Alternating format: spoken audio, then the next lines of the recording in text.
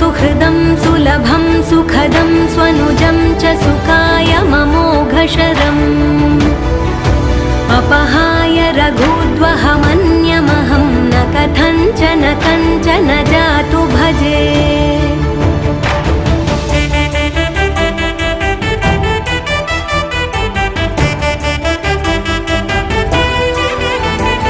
विना वेङ्कटेशं ननाथो ननाथः सदा वेङ्कटेशं स्मरामि स्मरामि।